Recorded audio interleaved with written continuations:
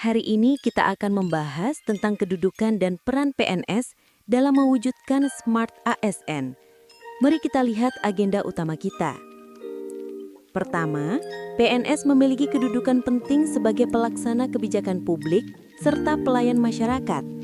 Kedua, mereka berperan sebagai perekat persatuan bangsa. Ini adalah tanggung jawab yang besar dan menuntut integritas serta profesionalisme yang tinggi. Peran ini semakin krusial dalam upaya kita menuju Smart ASN. Dengan kompetensi digital yang kuat dan wawasan global, kita dapat memberikan pelayanan publik yang inovatif dan berkualitas di era digital ini. Mari kita lanjutkan ke tugas kelompok berikutnya yang akan memperdalam pemahaman kita mengenai topik ini. Terima kasih. Saat ini kita akan membahas tugas kelompok kita yang terdiri dari Andre Sahbandi Eprildo, Eventius Paternus, dan Theodorus Rafandi Prasetyanto. Tugas ini merupakan kesempatan bagi kita untuk berkolaborasi dan mengembangkan pemahaman yang lebih mendalam mengenai peran kita sebagai ASN. Mari kita gunakan kesempatan ini untuk saling berbagi pengetahuan dan pandangan. Dengan begitu, kita bisa memastikan bahwa kita semua memahami kedudukan dan peran ASN dengan lebih baik yang akan kita dalami lebih lanjut di slide berikutnya. Pertama, mari kita lihat kedudukan ASN sebagai pelaksana kebijakan publik dan pelayan masyarakat. Ini berarti mereka harus bebas korupsi dan berfungsi sebagai perekat persatuan bangsa. Kemudian, dalam perjalanan menuju Smart ASN, penting bagi mereka untuk mengaktualisasikan kompetensi digital dan integritas.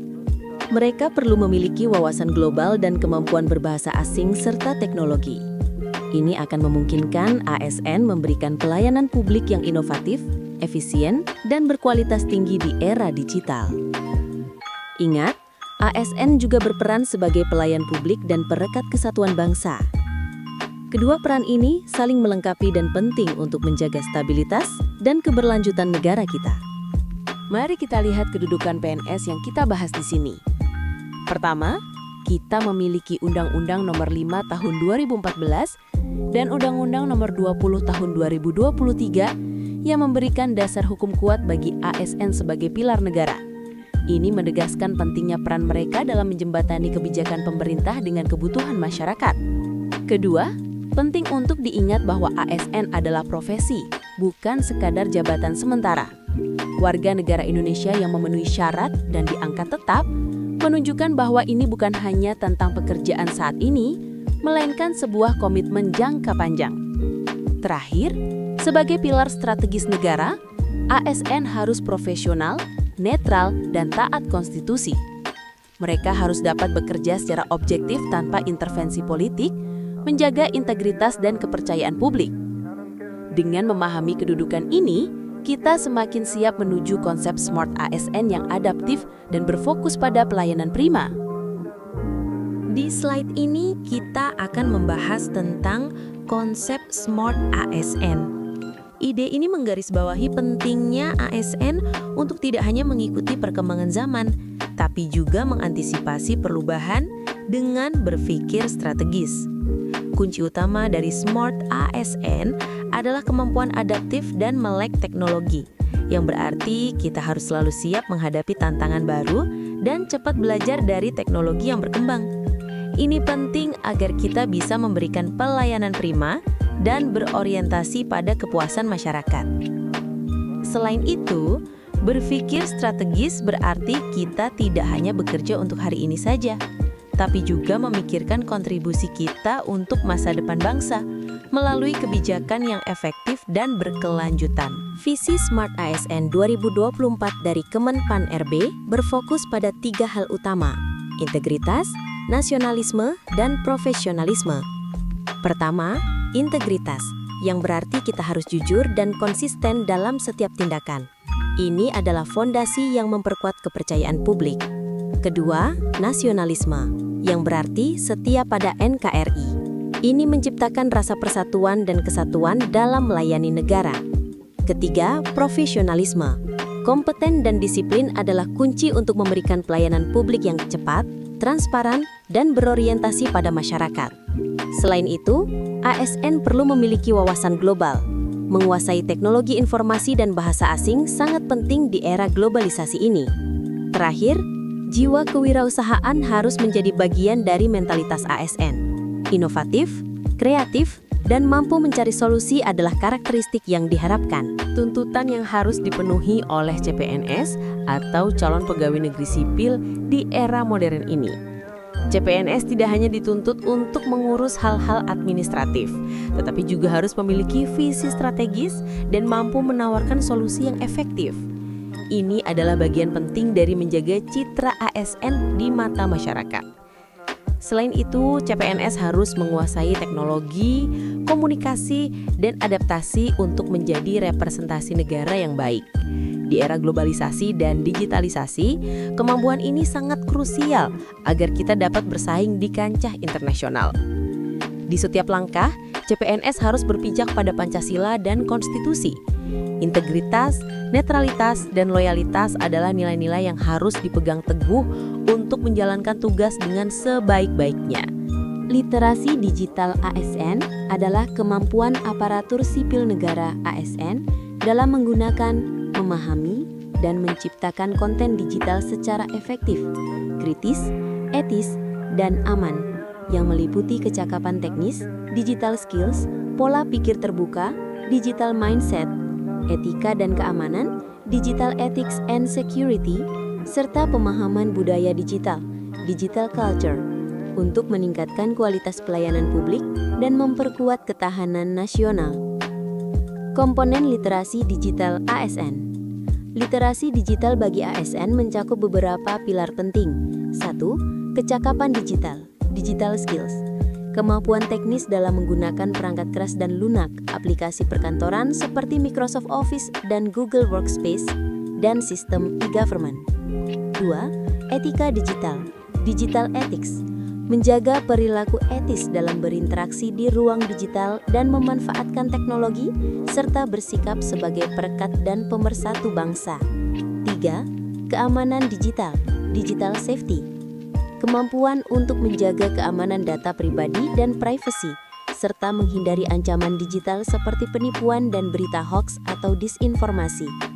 4. Budaya digital, digital culture. Pemahaman tentang bagaimana teknologi mempengaruhi cara orang berinteraksi dan kehidupan sehari-hari, termasuk kemampuan untuk berpartisipasi aktif di lingkungan digital dengan perilaku yang positif dan berdasarkan Pancasila. Aspek penting etika digital ASN. 1. Netralitas politik. ASN wajib menjaga netralitas politik di media sosial dengan tidak menunjukkan dukungan atau kritik terhadap partai atau calon politik tertentu. 2. Kesopanan dan kesantunan.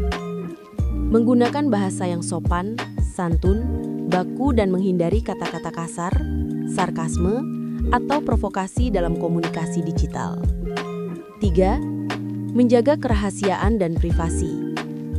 Memilah antara data publik yang boleh dibuka dan data pribadi yang harus dijaga, serta mengamankan data strategis institusi. 4. Akuntabilitas dan transparansi. Memastikan konten yang disebarkan melalui akun dinas akurat, terverifikasi, dan dapat dipertanggungjawabkan, serta mencantumkan sumber yang jelas. 5. Menghindari hoaks dan informasi palsu. Tidak menyebarkan informasi yang belum terverifikasi kebenarannya, hoaks, atau informasi yang bersifat sepihak. 6. Memahami konsekuensi tindakan online. ASN harus menyadari bahwa setiap tindakan atau unggahan di ruang digital memiliki dampak dan konsekuensi nyata, baik bagi diri sendiri maupun institusi. Sistem informasi ASN adalah rangkaian data dan informasi tentang aparatur sipil negara yang disusun secara sistematis, menyeluruh dan terintegrasi berbasis teknologi. Sistem ini salah satunya bernama SIASN atau Sistem Informasi Aparatur Sipil Negara, dikembangkan untuk memudahkan pengelolaan data kepegawaian secara nasional dan mendukung berbagai layanan administrasi dan manajemen ASN, seperti perencanaan, perekrutan, penilaian kinerja, serta pembaruan data diri dan kenaikan pangkat. Tujuan dan manfaat sistem informasi ASN. 1. Integrasi data. Mengintegrasikan seluruh data ASN dari instansi pemerintah pusat dan daerah dalam satu platform. 2. Efisiensi dan transparansi. Memudahkan akses informasi kepegawaian secara cepat dan akurat, sehingga meningkatkan efisiensi serta transparansi dalam pengelolaan ASN. 3. Layanan digital. Menyediakan platform digital bagi ASN untuk mengakses informasi dan dokumen kepegawaian secara mandiri, serta melakukan pembaruan data. 4. Pengambilan keputusan. Menjadi sumber data utama yang akurat dan terkini untuk mendukung pengambilan keputusan berbasis data dalam manajemen ASN. Sistem merit adalah kebijakan dan manajemen sumber daya manusia aparatur sipil negara (ASN) yang didasarkan pada kualifikasi, syarat, kriteria atau standar yang harus dimiliki oleh individu agar dianggap layak dan mampu.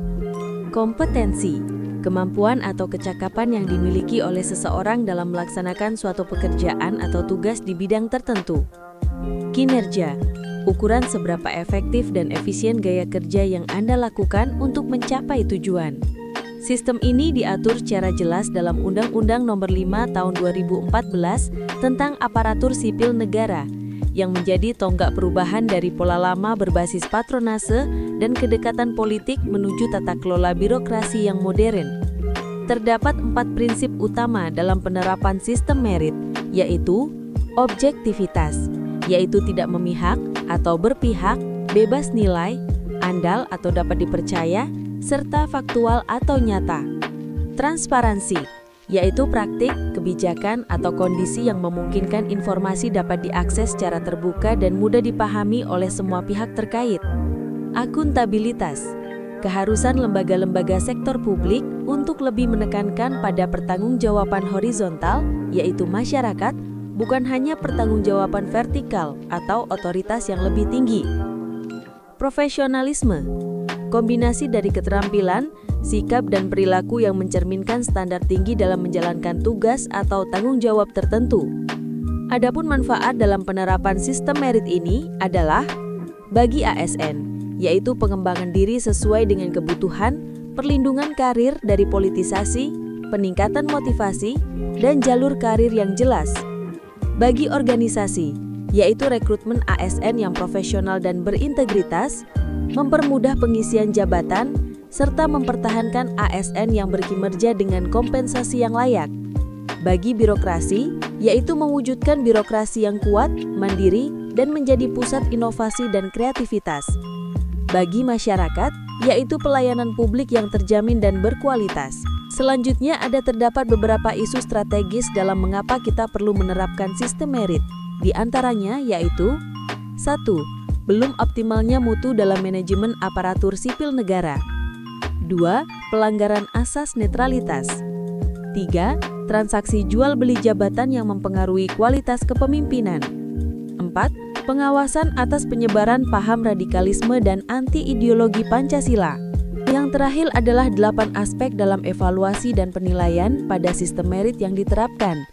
8 aspek tersebut adalah 1. Perencanaan kebutuhan sumber daya manusia. 2. Pengadaan sumber daya yang baru. 3. Pengembangan karir. 4. Promosi dan mutasi bagi ASN. 5. Mengenai manajemen kinerja setiap ASN. 6. Menyangkut penggajian, penghargaan dan disiplin.